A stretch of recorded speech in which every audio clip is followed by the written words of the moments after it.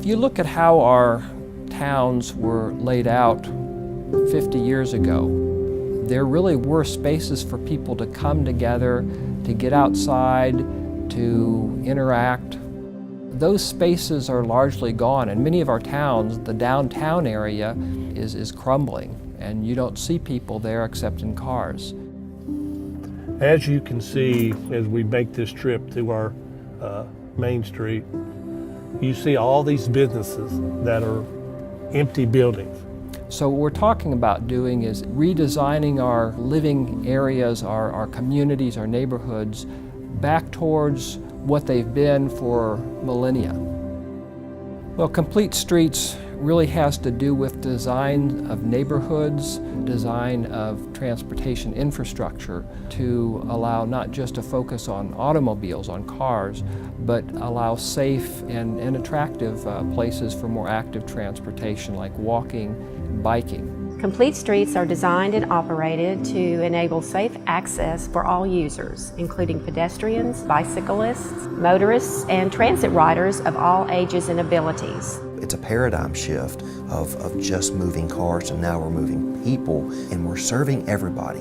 It costs just as much to build a complete street as it does just a street for automobiles. So by building it thoughtfully, we're really adding to the future. Well, we are emphasizing complete streets at a local level.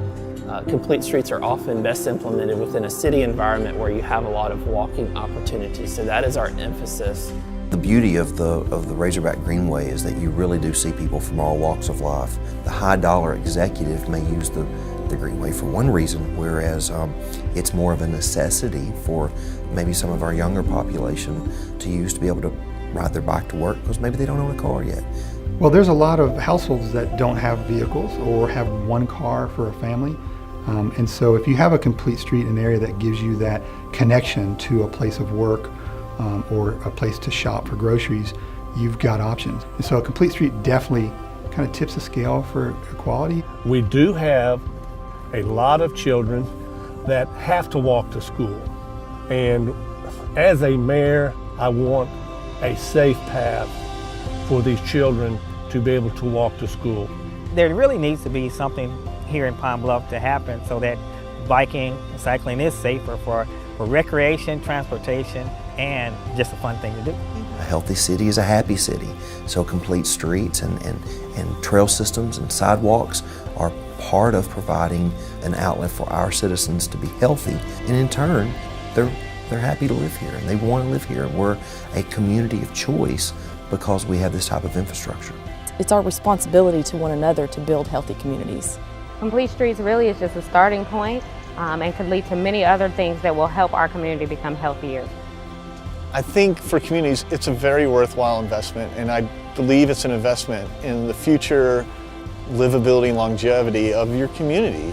There's a great quote from Fred Kent, and he said, if you design a city for cars, you get more cars. If you design a city for people, you get more people. So making it walkable attracts people.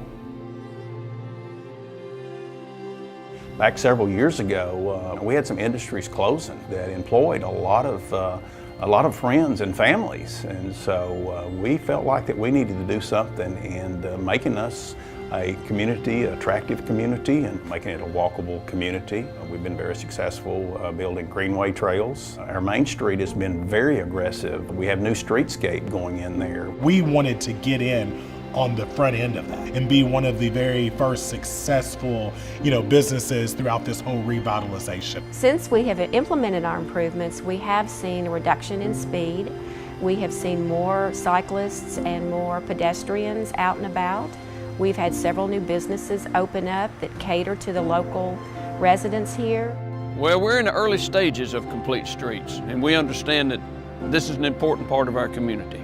This is a quality of life issue so that we may retain our workforce and retain our young people and to make our cities safe and healthier. Just recently, a business owner told me they were coming to Bryant because of the plans that we have. The infrastructure plans, the complete streets, the bike ped plan, things are happening here and they want to be a part of it and they want to invest here and they want to grow with Bryant. If we continue on this path we're headed in the next 10 or 15 years, we have a real opportunity to change people's lives. You know, we want people to live healthy lives, be active in their older lifestyle. We really want to become a hub city. We want cyclists to feel comfortable. We want to be inviting to cyclists to come and experience our trails. We just think that this is going to be a great thing for us.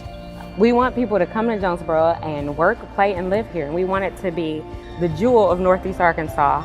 We want them to continue to come and to thrive here. Is we would like to see a trail encompass the entire city limits. I can see everybody enjoying this, not just the citizens of Clarendon. This will be for everybody. Clarendon, in 20 years, will be a healthier community, will be a more vibrant community. I mean, it's just like everybody's been re-energized, and it can only just go up from here. You know, we can continue to be one of the most inactive, obese states, or we can move to something else that can resonate with our values as Arkansans, with our natural beauty as the natural state, and we can become something that would lead the country rather than something that trails.